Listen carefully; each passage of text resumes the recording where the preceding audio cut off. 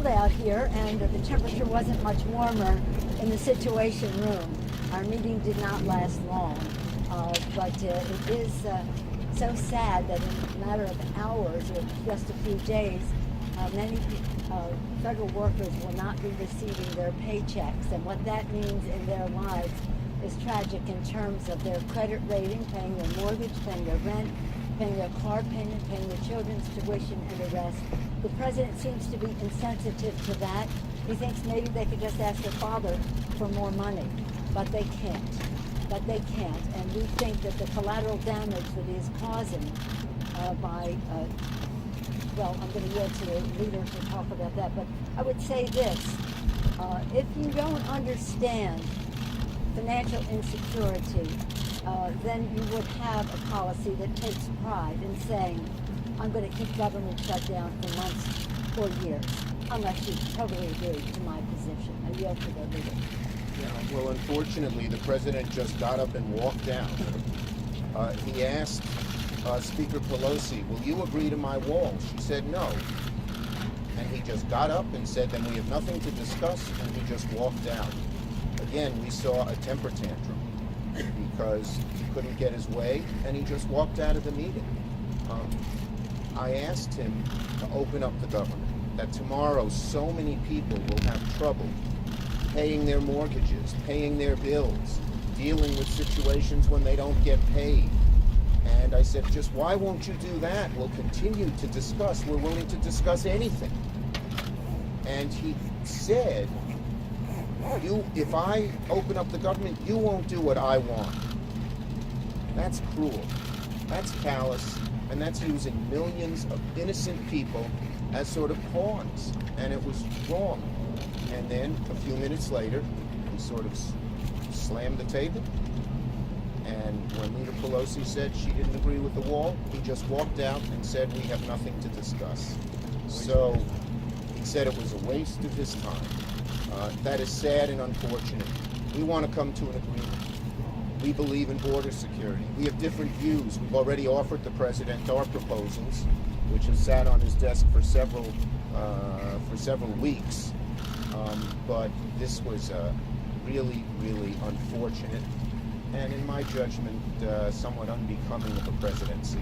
Did he mention any intention to declare a national emergency? Did he say anything about the possibility of that? About that, but what I will say is that one of the obstacles that we have to an agreement is a stipulation of fact. What the president is claiming to be the situation at the border is not solved by a wall. And we all have been for border security. We take our oath to protect and defend the American people very seriously. And we had suggestions about how we can do it better than a wall in recognition of what the challenge is there from a immigration and drugs, etc., coming into our country. And so that's what's sad. And so I said to him, Mr. President, the evidence of what's happening there does not support the crisis that you describe, and therefore the solution you suggest, because we have a better idea of how to keep our country safe, and it isn't. Do you believe there'll be public pressure? Madam Speaker, what is the breaking point for you? Before you ask more questions, I want to make a point. This is not a partisan difference. This is a policy difference. I suggested in the White House, in the Situation Room, in the last meeting, that every time we have a policy difference, shutting down the government is the wrong thing to do. It is taking hostages to accomplish your objective and hurting people in the process. Now, I've got a list here of 6 senators and the chairman of the Homeland Security Committee in the House of Representatives. I'm only going to read you one. Michael McCall from the state of Texas. You have to understand, too, that a 30-foot concrete wall is a very expensive proposition. And there are a lot of other things we can be doing technology-wise to make it a smart border that's more effective and cost-efficient. That's Michael McCall, Republican chairman of the Homeland Security Committee in the House of Representatives. This is not a partisan difference, this is a policy difference.